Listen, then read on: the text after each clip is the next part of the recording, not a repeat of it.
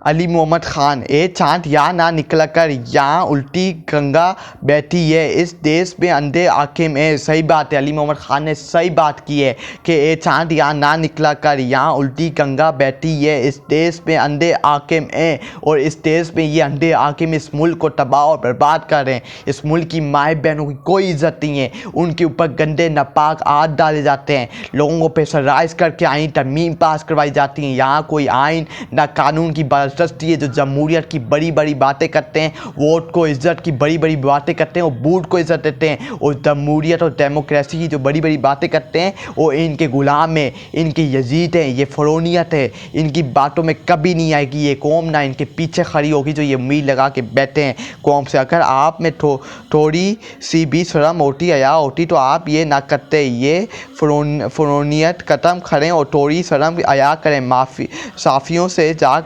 साफ़ियों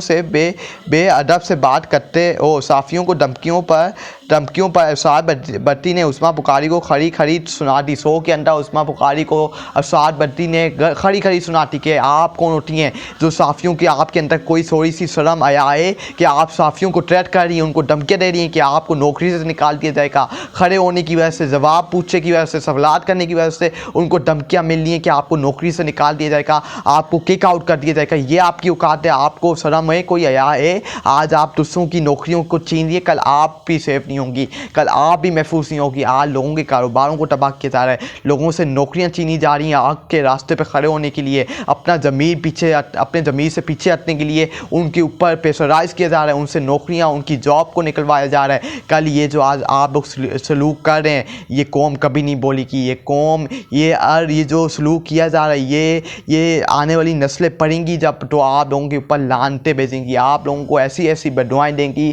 कि आपका वजूद ख़त्म होगा। ये इनका वक्त जाने वाला है, इनका वक्त ख़त्म होने वाला है, इनका वक्त आन पहुंचा है, ये इनका आखिरी का वक्त चल रहा है। इसके बाद इनका इस मुल्क से वजूद ख़त्म होगा, जिस तरह बांग्लादेश के अंदर हसीना वाजिद को बकाया क्या है। इनको ये कौम हमारी कौम, इनको भागने भी नहीं देगी, इनको भागने का मौका भी नहीं दिया जाएगा, इनको कटेरे मिलाया जाएगा और इनका एक एक का हिसाब किताब होगा। उसका बिलावल भुट्टो, अब तक नरमी दिखा रहे थे, इत्तेफाक हो जाए सुन लो, मुझे मजबूर ना करो, मानते हो तो मान लो, वरना तो पीएमएल के साथ अपना तरीके से मंजूर करवा लेंगे,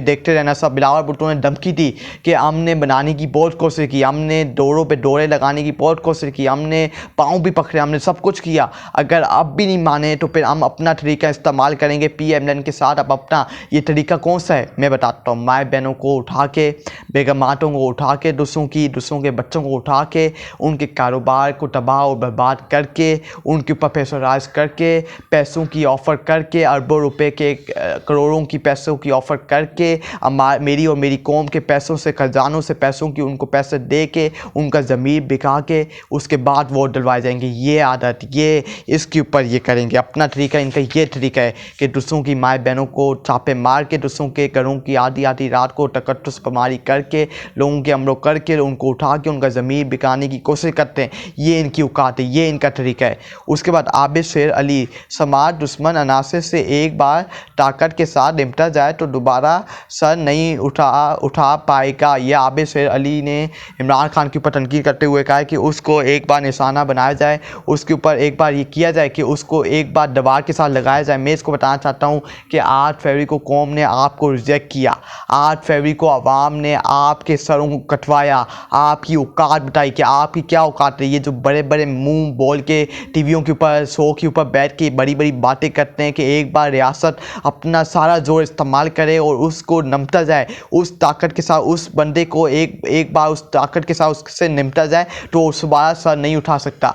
ये कौन फैसला करेगी कौन सर उठाएगा और कौन सर नहीं उठाएगा।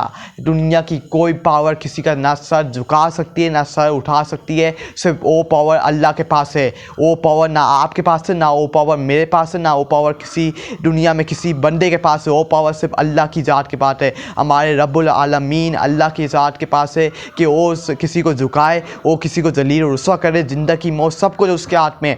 आप कह रहे हैं कि रियासत एक बार निपटा जाए, रियासत आए तो मैदान में तो आए, इस अवाम का, इस कौम का सामना तो करके दिखाए, उसकी हिम्मत, उसकी ज़रूरत कि वो इस वक्त मकबूल तरीन लीडर जिसके साथ अवाम का मैंडेट खड़ा है, वो इस अवाम के मैंडेट पे ऊपर डाका मार के उसके साथ निपटा रही, या अवाम उनका ऐसा असर करेगी कि वो भूल के इनकी औकात उनको याद दिलवाई जाएगी। फिर समीना पासा काफ़ी मोहरत के साथ और समझदारी के साथ मौलाना ने टाइम निकलवा दिया। सितंबर से काम शुरू हुआ, मौलाना इसको खींच कर 25 अक्टूबर तक ले आए। अभी तक मौलाना समझदार इनिंग्स खेल रहे हैं, समीना पाजा ने कहा।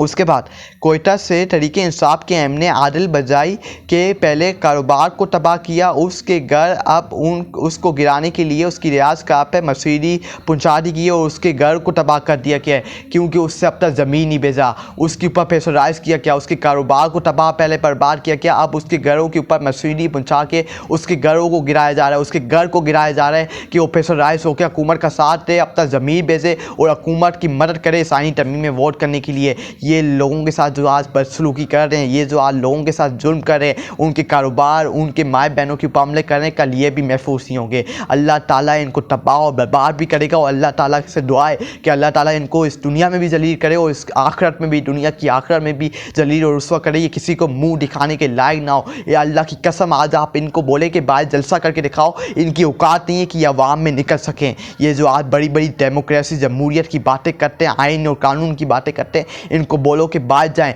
इनको लोग छोड़ छोड़ के नारे लगाते हैं। इनकी कोई औकात नहीं है, लोग इनको जूती की नोक पे अपनी रखते हैं, लोग इनकी कोई औकात नहीं करते, कोई इज्जत नहीं करता। इनकी ये औकात है, इनकी असल वैल्यू ये है। इस मुल्क को, तो पाकिस्तान को तबाह और बर्बाद करने के पीछे इनका हाथ है। इन्होंने इस मुल्क को, इस मुल्क की आवाम को, इस मुल्क से आवाम के इंसानी हकूक़ छीनने की कोशिश की, इस मुल्क के ऊपर कब्जा करने की कोशिश की। इस मुल्क को तबाह और बर्बाद करने के पीछे इन फ़िरौनों, इन यजीदों का हाथ है और जो इनकी मदद करने वाले, जो इनके एंडर से, उनका भी हाथ है और जो इनको लाने वाले हैं, जो ये मुल्क के अंदर अनडिक्लेयर मार्शल लॉ लगा हुआ है, ये उनका भी आते हैं इस मुल्क को और पाकिस्तान को तबाह और बर्बाद करने में। उसके बाद senate position including compromise senator government के पास इस वक्त सेनेट में 56 वोट है, पीएनपी के 2 हैं, पीटीआई के जो कॉम्प्रोमाइज हैं, जिन्होंने ज़मीर पे अपना सौदा कर लिया, पैसे लेके वो बिक गए, जिन्होंने धोखा दिया, आवाम के वोटों के ऊपर धोखा दे के दूसरी तरफ चले गए। 2 वोट उनके UIF के मौलाना फजल रहमान के जो एक कॉम्प्रोमाइज है उसका एक है। टोटल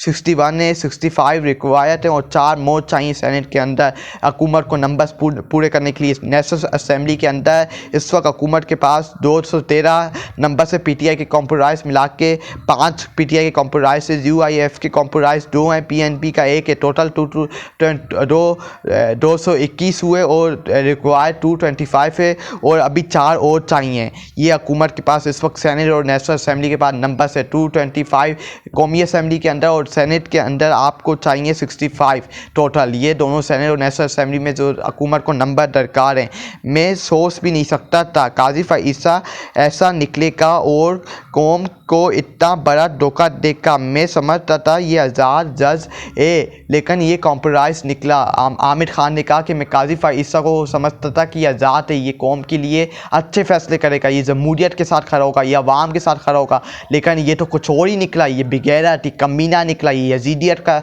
इससे साथ दिया, इससे जुल्म और ज़बर का साथ दिया, इसके अंदर से कुछ और ही निकला। इससे मुल्क को तबाह बर्बाद करने में इन चोरों, इन यजीदों, इन फ़िरौनों का साथ दिया। ये काजी फ़ाइज़ा को ना ये कौम भूलेगी, ना ये कौम कभी काजी फ़ाइज़ा को माफ़ करेगी, आने वाली नस्लें भी कभी माफ़ नहीं करेगी, ना ये कौम की 24 करोड़ अवाम इस काजी फ़ाइज़ा के जुल्म के ऊपर कभी इसको माफ़ करेगी और ना इसके कभी पीछे खड़ी होगी। उसके बाद 5 से 6 दिन मसलसल आ रहे हैं, आप तो हमें कॉल्स